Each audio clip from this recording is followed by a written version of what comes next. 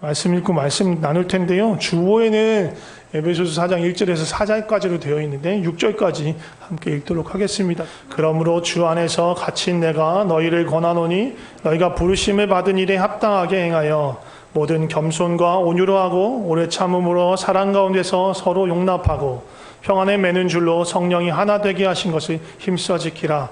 몸이 하나요 성령도 한 분이시니 이와 같이 너희가 부르심의 한 소망 안에서 부르심을 받았느니라. 주도 한 분이시요 믿음도 하나요 세례도 하나요 하나님도 한 분이시니 곧 만유의 아버지시라. 만유 위에 계시고 만유를 통일하시고 만유 가운데 계시도다.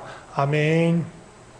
오늘 말씀 제목은요 하나됨의 부르심입니다. 하나님의 부르심이라는 제목으로 말씀 나누도록 하겠습니다. 지난주에는요 어떻게 보면 개인을 향한 하나님의 부르심 찾아오시고 개인 한 사람 한 사람을 부르시고 또 보내셨던 것들에 대해서 나눴다면 오늘은요 우리 공동체 믿음의 공동체를 향한 하나님의 부르심에 대해서 나누고 싶습니다.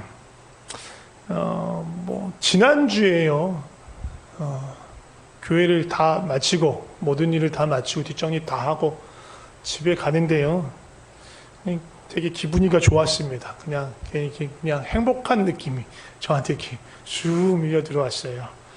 왜 그랬냐면 여러분들 모두들 때문에 그랬던 것 같아요.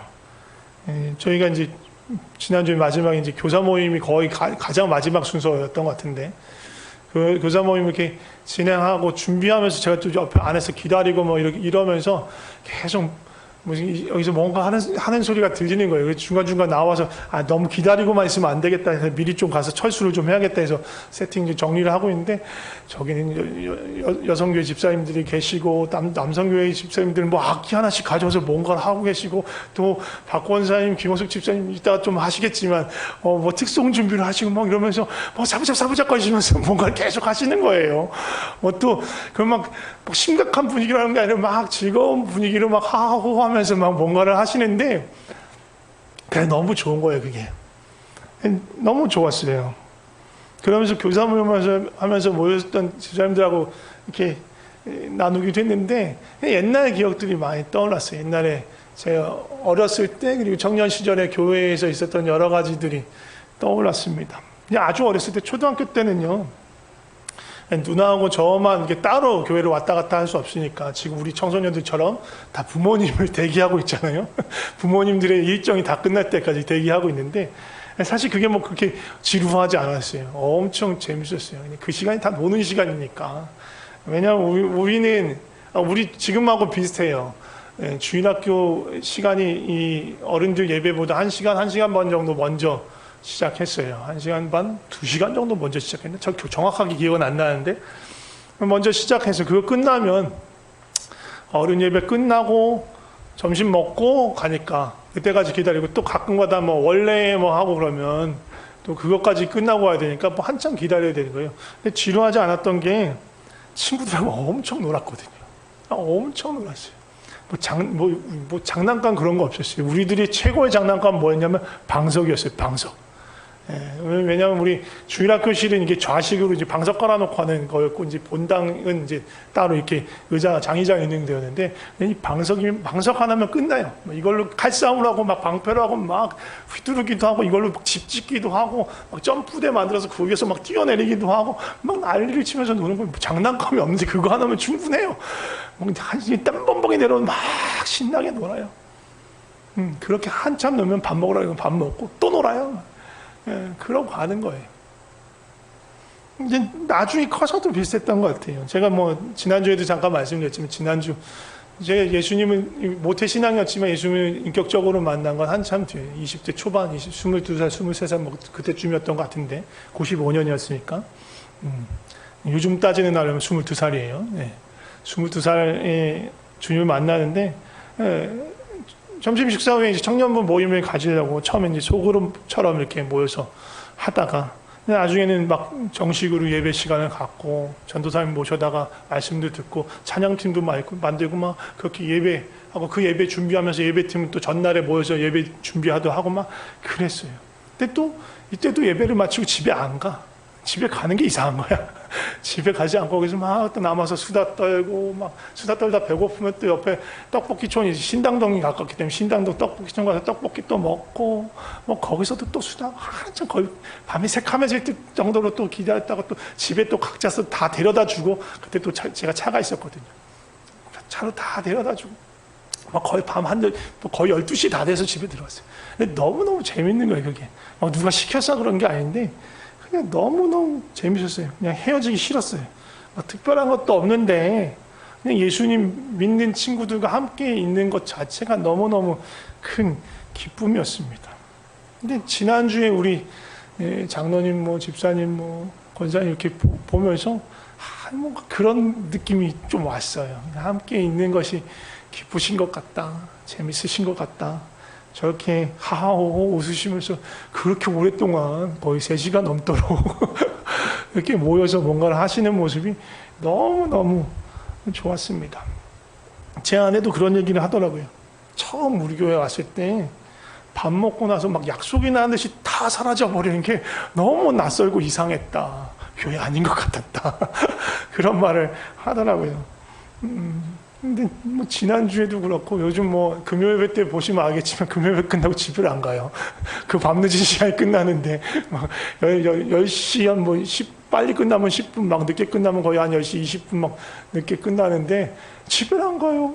끝나고 맥도날드를 꼭 참새 방앗간처럼 가서 거기서 또 같이 교제를 나누고 그래야 뭔가 마무리된 듯한 그런 느낌이 있는 거예요. 그만큼 우리가 뭔가 서로 함께 하는 것이 즐거워지고 애틋해졌다는 그런 생각이 들어요. 너무너무 좋습니다. 근데 왜 이런 얘기를 하냐면 교회가 그런 거예요. 믿음의 공동체의 부르심의 핵심이 뭐냐면 하나 되는 거예요. 함께 하는 거예요. 함께 모이기에 힘쓰는 거예요. 너무너무 중요한 가장 기본이고 기초예요. 너무너무 중요한 거 우리가 잘 해가고 있는 거예요. 오늘 예배소설을 보면 사도 바울이 쓴 거죠. 사도 바울의 옥중서신이에요. 감옥에 갇힌 채로 로마 감옥에 갇힌 채로 보낸 편지예요. 이제 사도 바울이 편지를 쓸 때 보통은 이게 크게 거의 대부분의 편지가 전반부하고 후반부가 나눠요. 전반부는 이론, 후반부에는 실천, 실습편, 이론과 실제 이렇게 나눠져. 그러니까 앞에는 뭐 교리, 믿음과 교리에 대한 설명이고 뒤에는 어떻게 믿음의 사람들이 살아가야 할까에 대한 그런 얘기들을 해요.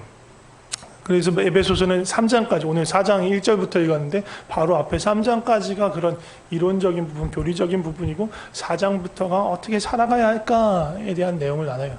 그럼 앞에 1장부터 3장까지 무슨 내용을 나눴냐? 엄청나게 줄여서 축약해서 말씀드리자면 1장에서 성삼위 하나님께서 삼위일체이신 그 하나님께서 우리를 그러니까 성부, 성자, 성령 모두가 우리를 구속하시고 부르셨음에 대해서 얘기를 해요. 그리고 그 하나님께 영광과 찬송을 돌려야 한다. 왜? 그 영광과 찬송을 위해서 우리를 구속하게 하셨기 때문에. 그러면서 우리를 향한 부르심의 소망을 붙잡으라고 얘기를 해요. 2장에서는 예수님의 십자가로 말미암아 우리가 죽은 자 가운데서 사망 가운데서 사단을 따르고 어두움의 권세자들 밑에 있던 우리가 그런 우리가 예수님의 십자가로 말미암아 살게 되었다. 그리고 그냥 단순히 산 것만 아니라 이방인과 유대인이 그리스도의 그 십자가 안에서 화목을 이루고 함께 아버지께 나아가게 되었다. 그 얘기를 해요. 그리고 3장에서는 그렇기 때문에 우리를 살리신 그 예수 그리스도의 그 사랑 안에 뿌리를 내려서 그 사랑을 더욱더 깊이 알아가야 한다. 그런 얘기를 합니다. 그러면서 4장부터 뭘 해야 된다고 실천편 어떻게 살아야 되느냐를 얘기하는데 1장하고 마찬가지로 1장하고 연결되는 부분이 이제 성삼위 하나님과 함께 그 부르심의 소망에 대해서 다시 얘기를 해요. 앞에는 이론적인 거에 대해서 얘기하기 때문에 지금 어떻게 살아가야 할까를 얘기해요. 그런데 이 앞에서부터 그리고 지금 나누는 내용에서도 계속 공통되게 등장하는 내용, 어떻게 보면 바울의 초점이 거의 거기에 가 있구나라고 여길 수 있는 게 뭐냐 하면 하나됨에 대해서 계속 얘기를 해요. 에베소 교회가 그 부르심의 소망, 그걸 놓치고 있기 때문이에요. 하나님의 자녀로서의 개개인의 부르심도 너무너무 중요하지만 교회로서의 부르심의 가장 큰 소망은 하나됨이에요. 그걸 놓치고 있기 때문에 바울이 직접 가서 얘기해 주면 너무너무 좋겠지만 직접 갈 수 없으니까 편지를 보내는 거예요. 에베소 교회는요, 특별히 이 하나됨에 어려움이 있을 수밖에 없었던 게 이유가 있는데, 왜냐하면 이방인들도 많았고 성도들 중에 유대인들도 많았기 때문이에요. 어느 한쪽이 이렇게 압도적으로 많으면 그냥 곁다리니까, 부록이니까 이 사람들 위주로 가면 되는데, 이 사람들이 적당히 서로가 있으니까 서로가 신경이 쓰이는 거예요. 그러면서 서로가 뭔가 모를 연합하지 못하는 그 안에 갈등과 이 부딪힘이 있었던 거예요. 그래서 바울이 에베소 교회의 성도들에게 부르심이 합당하게 살아야 돼 라고 이야기하는 거예요. 그 부르심이 합당한 삶이 오늘 말씀 보면 2절부터 나오는데, 그게 뭐냐? 겸손과 온유와 오래 참음과 사랑으로 용납하여야 돼. 평안에 매는 줄로 성령께서 이미 하나가 되게 하신 그걸 지켜나가야 돼. 그것이 바로 부르심이 합당한 삶이야 라고 이야기하는 거예요. 우리는 한 몸으로, 머리 대신 예수님의 한 몸으로 부르심을 받았으니까 하나됨을 지키는 것이 너무너무 당연한 거예요. 합당한 거예요. 그 부르심의, 그 하나됨의 부르심의 소망이 성부, 성자, 성령, 하나님 안에 있는 소망이에요. 성부, 성자, 성령, 삼위일체 하나님이잖아요. 삼위 하나님께서 일체로 계세요. 어떻게? 하나됨을 통해서, 사랑 안에 하나됨을 통해서 온전한 하나를 이루고 계신 게 삼위일체 하나님이신 거예요. 그리고 그 일체됨을 우리 가운데 있기를 소망하시는 거예요. 왜? 우리는 하나님의 몸이니까, 하나님을 닮은 백성들이니까 그렇게 주님을 닮아서 주님과 같은 모양으로 하나 되기를 그토록 바라시는 거예요. 이것이 삼위일체 되신 하나님의 우리를 향하신 부르심의 소망인 거예요. 근데 이게 쉬울까요? 쉽지 않아요. 특히 이 에베소 교회 분들은 어려웠어요. 아까도 말씀드렸지만 유대인과 이방인이 섞여 있으니까 유대인들 눈에 이방인 출신 성도들이 마음에 안 드는 거예요. 성에 안 차는 거예요.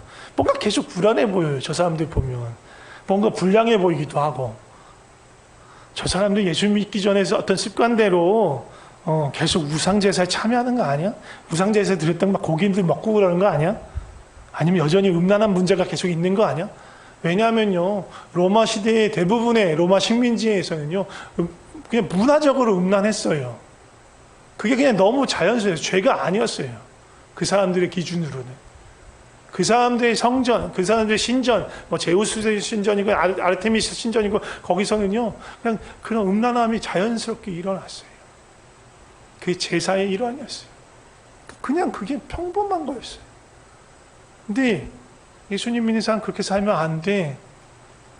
바울이 이방인에게 이 복음을 전하면서 예루살렘에서 공의가 한번 일어났어요. 어떻게 되니? 우리 율법을 다 지키도록 해야 돼. 안 돼. 그렇게 하면 안 되고, 피를 먹지 못하게 하는 거, 그 음란을 하면서 멀어지는 거, 그런 몇 가지만 가르쳤어요. 그 중에 하나가 이 음란을 멀리 하는 거였어요. 왜? 워낙 그게 로마 문화에 심했으니까. 하나님 기뻐하시는 것이 아니니까. 하지 못하도록 한 거예요. 근데 혹시나 이방인들 여전히 습관대로 그렇게 하는 거 아니야? 쌍심지를 키고 보는 거예요. 또 그렇게 하다 보면 우리 유대인 형제들한테도 뭔가 유혹해서 올무에 넘어뜨리지 않을까? 경계가 되는 거지. 또 그거 보면서 우리가 시험 되면 어떡하지? 그런 눈초리를 계속 보는 거예요. 곱게 봤을까요? 아니에요. 그래서 어떤 유대인들은 이방인 춘씨들은 교회에 들어오지 못하게 하자, 이렇게 주장하는 사람들도 있었을 수 있어요. 아니면 아싸리 이렇게 불편하게 지낼 바에 그냥 유대인은 유대인대로 예배 드리고 이방인들은 이방인대로 예배 드리게 하자, 그냥 분리해서 살자, 너무 불편하다라고 주장하는 사람도 있었을 거예요. 하나님 기뻐하셨을까요? 아니에요. 기뻐하지 않으셨어요. 반대로 이방인들의 눈에는요, 어땠을까요? 유대 출신의 성도들을 보면요, 답답해 보여요. 뭔가 경직되어 있는 걸 보여요. 요즘 말로 보면 꼰대 같아 보이는 거예요. 뭐 다 하면 안 된다, 이런다, 저런다. 정말 깝깝해요. 주님 믿으면 예수님 안에서, 성령 안에서 자유함을 누린다는데 자유함이 없는 것 같아요. 너무너무 깝깝하고 답답해요. 유대 출신의 또 성도들 중에 일부는요, 아직도 정말 유대 율법 그대로를 지키는 거예요. 그리고 막 우리한테 할례 안 하면 뭐 참 성도가 아니니, 뭐 어쩌니, 구원받은 거 아니니, 막 그런, 막 너무너무 불편한 그런 얘기까지 막 하는 거예요. 그러니까 그 율법이 아니라도 자기 갖고 있는 어떤 믿음의 틀, 바른 성도는 이런 거야 라는 틀이 있어가지고 그 틀을 벗어나는 사람들을 막 쳐내려고 하는 그런 마음처럼 보일 수도 있는 거예요. 그리고 그들이 바라보는 그 눈빛에서 뭔가 불안해하면서 경계하면서 뭔가 의심하는 듯한 그 눈초리, 그게 아마 제일 견디기 힘들었을 것 같아요. 그리고 이 유대인들은 이미 성경적인 지식이 풍부하잖아요. 뭐 성경을 달달달 외운 사람들도 많으니까. 근데 자기들끼리만 아는 용어 쓰면서 불편하게 하는 거예요. 막 그러면서 우리 뭐 모른다고, 무식하다고 막 그렇게 무시하는 것 같고 그런 마음이 들죠. 그러니까 서로가 서로를 되게 불편하게 여길 수밖에 없는 거예요. 지금 에베소 교회의 상황이 그런 거예요. 근데 이 둘 다 놓치고 있는 게 있어요. 뭐예요? 하나님의 마음을 놓치고 있는 거예요. 모두가 다 이런 마음을 품고 서로를 그렇게 바라보는 사람들은요, 하나님의 마음을 놓치고 있는 거예요. 사실 성령 충만하면요, 이런 것들 하나가 문제가 되지 않아요. 왜냐하면요, 성령 충만하다는 건 다른 말로 하면 성령의 충만하신 완전하신 다스림 안에 있는 거예요. 하나님의 다스림 안에, 성령님의 다스림 안에 있으면 어떻게 돼요? 성령님의 그 감동하심으로 하나님 아버지의 마음을 너무너무 깊이 알게 돼요. 품게 돼요. 또 진리이신 성령님의 그 빛 아래서 내가 어떤 모습을 갖고 있는지 너무나 잘 알게 돼요. 유대인이 되었던 이방인이 되었던 내가 누구를 쉽게 판단할 수 있는 그런 존재가 아니구나, 그런 자격이 있는 사람이 아니구나, 나는 너무너무 비참한 죄인이구나 하는 사실을 성령 안에서 깨닫게 돼요. 성령 충만한 사람은 그걸 너무너무 잘 아는 사람이에요. 그래서 앞에 1장에서 3장이 이론편이라고 했죠. 이론편에서 에베소서 2장에서 보면 1절에서 3절 볼까요? 같이 읽어보겠습니다. 시작. 그는 허물과 죄로 죽었던 너희를 살리셨도다. 이 너희에는 유대인도 들어가고 이방인도 들어가는 거예요. 자, 2절. 그때 너희는 그 가운데서 행하여 이 세상 풍조를 따르고 공중의 권세 잡은 자를 따랐으니 곧 지금 불순종의 아들들 가운데서 역사하는 영이라. 전에는 우리도 다 그 가운데서 우리 육체의 욕심을 따라 지내며 육체와 마음이 원하는 것을 하여 다른 이들과 같이 본질상 진노의 자녀였다. 이게 성령님께서 알게 하시는 실체인 거예요. 내가 그런 자였구나. 여기 맞아요. 우리도 다 그 가운데 있었다. 너나 나나 이방인이나 유대인이나 나 바울이나 다 똑같이 이 가운데 있었어. 허물과 죄로 죽은 자였어. 세상 풍조를 따랐고 공중권세 잡은 자를 따르는 그런 불순종의 아들들이었어. 육체의 그 욕심을 따라 행하는 본질상 진노의 자녀가 너와 나의, 예수님 밖에 있었던 너와 나의 존재였어. 그게 유대인이든 이방인이든 상관없이. 은혜 바깥에 있으면, 예수님 바깥에 있으면, 십자가 바깥에 있으면 누구나 그냥 이런 존재들인 거예요. 근데 그럼에도 불구하고 예수님이 자신의 십자가의 다심으로 그곳에서 죽으시고 고통당하시고 수치를 감당하시고 죽으시고 부활하심으로 말미암아 이 모든 것을 걷어가 주신 거예요. 이 모든 어둠으로부터 우리를 빛으로 인도하신 거예요. 우리는 알아요. 우리는 아무런 자격이 없구나. 내가 이런 은혜를 받을 자격이 없구나. 그런데 하나님 은혜가 우리에게 부어진 거예요. 그래서 이런 태도는 예수님의 태도하고 거리가 먼 거예요. 그래, 내가 나니까 널 용서해 줄게. 내가 나니까 널 좀 용납해 줄게. 아이고, 내가 예수님 때문에 참는다. 이거는요, 예수님의 마음은 아주 거리가 먼 마음이에요. 이런 반응은요, 결국은 내가 성령 충만하지 않았구나. 내가 진리 앞에서 내 자신이 누군지 아직 보지 못했구나. 그러니까 이런 교만한 마음으로 내가 누군가를 판단할 자격이 있고 내가 누군가를 용서하고 말고의 권리가 나에게 있다라고 생각하는 거예요. 성령님 앞에서 내가 누군지 아는 사람, 또 예수님의 마음을 아는 사람은 이럴 수 없어요. 예수님의 마음을 품은 사람은 이럴 수가 없어요. 예수님의 마음이 어떤 마음이에요? 빌립보서 2장 말씀 볼까요? 빌립보서 2장 1절에서 5절 말씀 같이 이것도 함께 읽어보도록 하겠습니다. 시작. 그러므로 그리스도 안에서 무슨 권면이나 사랑의 무슨 위로나 성령의 무슨 교제나 긍휼이나 자비가 있거든 마음을 같이하여 같은 사랑을 가지고 뜻을 합하여 한 마음을 품어 아무 일에든지 다툼이나 허영으로 하지 말고 오직 겸손한 마음으로 각각 자기보다 남을 낮게 여기고 각각 자기 일을 돌볼 뿐더러 또한 각각 다른 사람의 이를 돌아보아 나의 기쁨을 충만하게 하라. 너희 안에 이 마음을 품으라. 곧 그리스도 예수의 마음이니. 예, 이 마음이 예수님의 마음이에요. 예수님의 마음을 품는 자가 이런 마음을 품는다라는 거예요. 사랑으로 한 마음을 품는다라는 거예요. 자신을 드러내고 나타내고 인정받고 싶은 그런 허영적인 마음, 칭찬받고 싶어하는 그런 마음이 아니고 겸손하게 다른 사람을 더 귀하게 여기는 마음, 그런 마음으로 서로를 돌보게 된다는 거예요. 왜? 예수님이 그런 분이시니까. 예수님의 마음이 뭐예요? 그 뒤로 이제 6절부터 나오지만 예수님은 낮아져서 사람이 되시고 종이 되셨어요. 종의 길을 가신 분이에요. 사랑으로 그렇게 하셨어요. 이게 예수님의 마음이에요. 제가 여러 번 말씀드리지만 그리스도인이 성장하는 그리스도인의 성장은요, 다른 게 없어요. 예수님 마음 닮아가는 거예요. 그 예수님 마음 더 많이 품게 되는 거예요. 그럼 어떻게 돼요? 사랑하는 마음이 생겨요. 낮아지는 마음, 종이 되는 마음이 있는 거예요. 내가 종이 돼 줄게. 낮아져 주지. 이번엔 좀 용서해 줄게. 이거는요, 예수님 마음이 아닌 거예요. 비슷하게 보일 수 있어도, 나타나는 양상은 비슷하게 보일 수 있어도 전혀 예수님의 마음이 아닌 거예요. 이런 마음은 이미 높아져 있는 마음이죠. 허영심이 잔뜩 들어있는 마음이죠. 사실 이런 마음이 나한테 있다면요, 슬퍼해야 돼. 애통해야 해요. 아직도 내 마음이 높은 곳에 있구나. 아직도 나는 주님의 마음과 다른 마음을 갖고 있구나. 교회라는 거는요, 그리스도의 몸이 된 이 공동체라는 건요, 다른 게 없어요. 그냥 이것만 잘하면 돼요. 정말 딴 거는요, 그냥 부록이에요.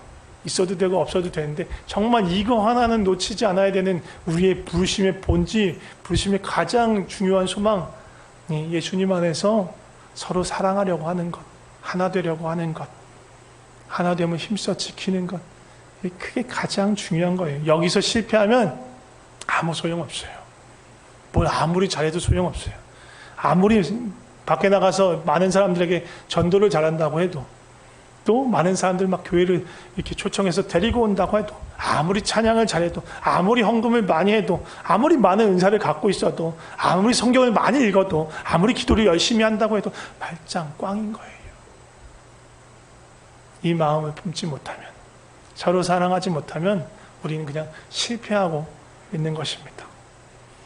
그래서 너무 감사해요. 그래도 우리 교회는 주님 부르시는 방향으로 가고 있구나, 애쓰고 있구나.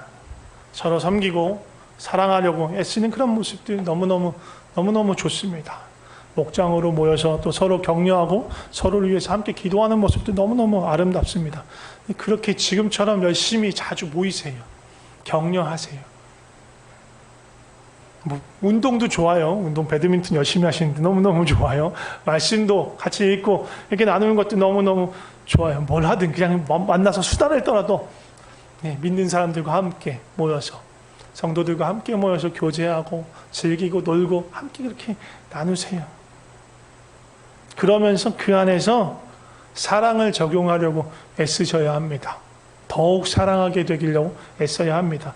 그러려면 어떻게 돼요? 사랑이 무엇인지 계속 묵상해야 돼요. 하나님이 나를 품으신 사랑이 어떤 것인지 계속 묵상하고 그것을 더 깊이 발견하려고 해야 돼요. 그리고 나를 통해서 나타난 나의 행동들은, 나의 태도들은 과연 그 사랑과 합당한가?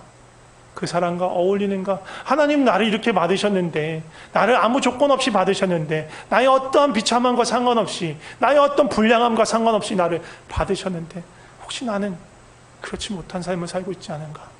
돌아봐야 하는 거예요. 사랑이 쉬울까요? 쉽지 않아요. 하나 되면 이루는 게 쉬울까요? 쉽지 않아요. 그러니까 성령이 하나 되게 하신 걸 힘써 지키라라고 하는 거예요. 애써야 돼요. 수고스름이 따라와야 돼요. 그럼에도 불구하고 우리는 서로 격려하면서 그 길을 가야 합니다. 그것이 우리를 향한 주님의 부르심의 소망입니다. 하나됨의 부르심입니다.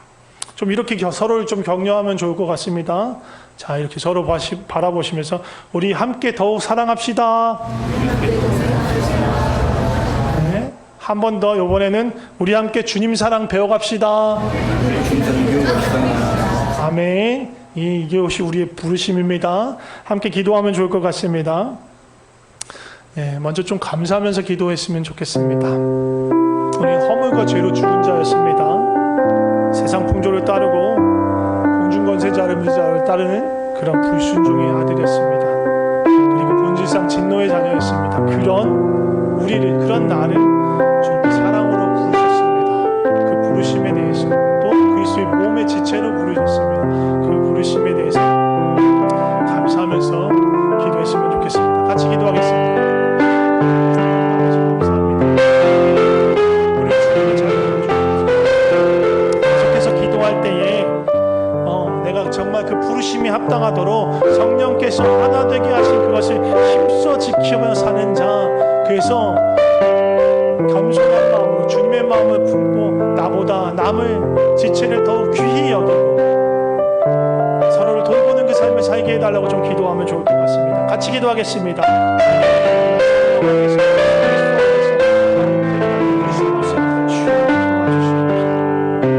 마지막으로 한 가지만 더 기도했으면 좋겠습니다. 이건 나의 힘으로 될까요? 내 힘으로 될까요? 안 됩니다. 성령님 우리를 도와주셔서 그 주님의 사랑을 더 깊이 알게 하여 주시옵소서. 그리고 그 사랑 안에서 자라가게 하여 주시옵소서. 성령님 나에게 진리의 빛을 비춰주셔서 내 모습이 어떤지 알고 겸손한 마음 갖게 하여 주시옵소서. 성령님 도와주세요. 그렇게 기도하면 좋을 것 같습니다. 같이 기도하겠습니다.